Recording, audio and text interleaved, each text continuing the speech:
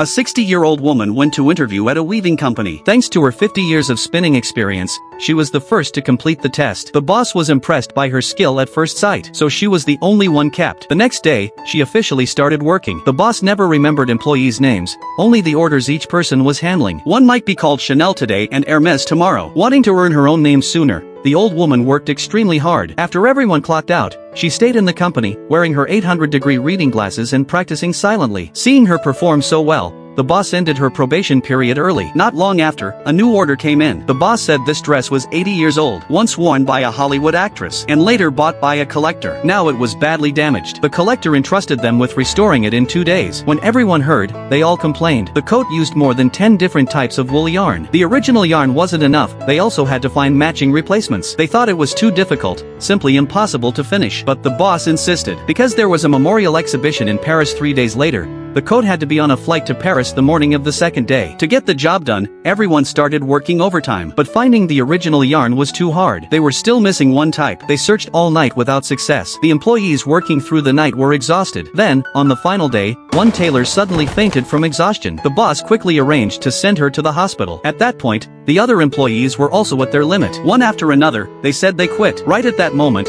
the secretary came in with more bad news. The delivery driver with the yarn couldn't be reached. His phone was off. Customer service couldn't contact him either. Helpless, the boss decided to give up and called the client to prepare compensation. But the old woman didn't give up. She contacted former colleagues from her old textile factory and dug out a batch of old stored yarn. They searched over and over for usable material. In the very last box, she actually found the yarn they needed. Both of them were thrilled, but there were only 5 hours left until the flight's departure. They decided to go all out and use the remaining time to repair the garment. In the end, they finished 2 hours before the flight. Early the next morning, the boss came to the company and saw the old woman fast asleep in the perfectly restored coat. She was stunned, unable to believe every detail had been reproduced. In the end, the old woman's salary was increased tenfold.